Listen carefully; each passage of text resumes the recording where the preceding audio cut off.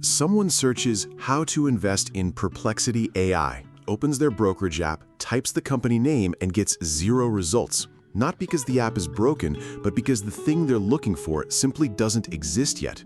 That confusion is completely understandable, and it's also exactly why this topic gets misunderstood so often, because the answer isn't a ticker symbol. It's a decision about what kind of exposure you're actually willing to accept.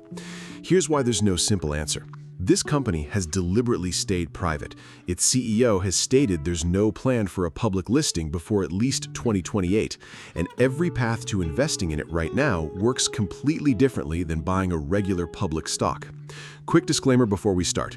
This video explains how private company investing actually works. It's not financial advice, and I'm not a financial advisor, so treat this as the factual landscape, not a recommendation to act on.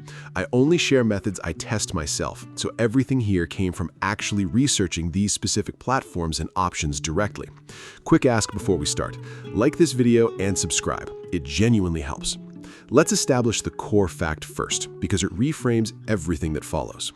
This is a privately held company, meaning it has no ticker symbol, doesn't trade on any major exchange, and cannot be bought through a regular brokerage account the way you'd buy shares of a public tech giant. That's true despite genuinely impressive numbers. Its valuation has climbed into the billions across recent funding rounds, and its revenue run rate has grown substantially following recent product launches. So the real question isn't, how do I buy the stock? Because that option doesn't currently exist. The real question is, which type of exposure actually fits my situation? And there are genuinely 3 different answers to that. Let's walk through each path because they carry completely different requirements, risks, and realistic expectations. The first path is direct pre-IPO share ownership through a private secondary marketplace. Platforms that connect existing shareholders, often early employees or early investors who want to sell their shares, with buyers who want in before any potential public listing. Here's the critical requirement almost every headline skips.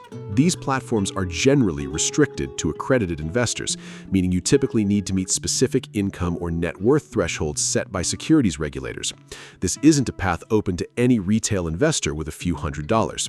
If you do qualify, some of these marketplaces publish estimated per-share pricing based on recent trading activity, giving you a rough sense of valuation, though that number is an estimate, not a guaranteed price you'd actually transact at.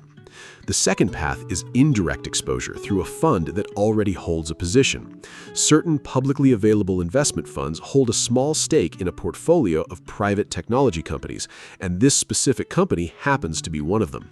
This path is available to ordinary investors, not just accredited ones, which sounds appealing, but there's a real trade-off worth understanding clearly before you get excited about it.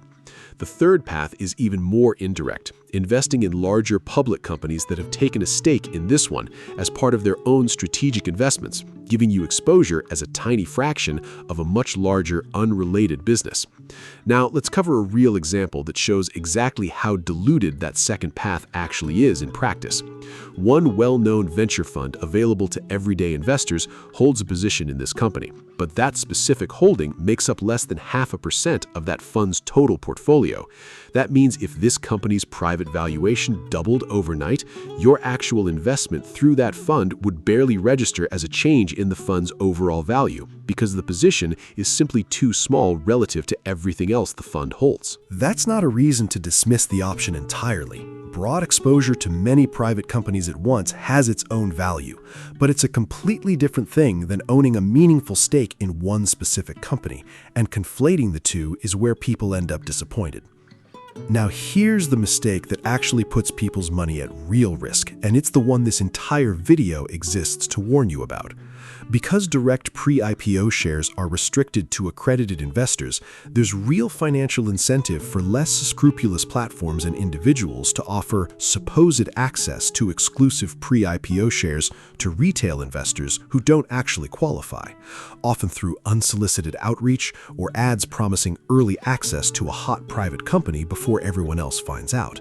Legitimate secondary marketplaces have verification processes, transparent fee structures, and public track records you can actually check, while a platform pressuring you to move quickly, skip verification, or wire funds directly without standard safeguards is showing you exactly the warning signs of a scam targeting people excited about a genuinely hot private company.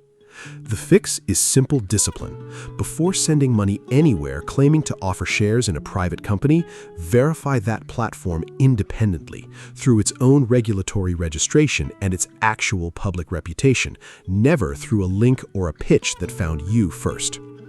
If a specific opportunity claims to bypass the accredited investor requirement entirely for a company this well known and this closely watched, treat that claim itself as the red flag, not as a lucky break you happen to stumble into.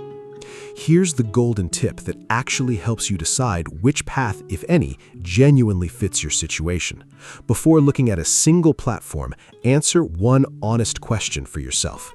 Are you actually an accredited investor by the legal definition, or are you looking for broad, low-cost exposure to the private AI sector generally? If you're not accredited, the diversified fund path is realistically your only current option for direct exposure to this specific company, and you should size that expectation accordingly. Small satellite exposure, not a meaningful concentrated position. If you are accredited and specifically want direct ownership, treat the illiquidity honestly.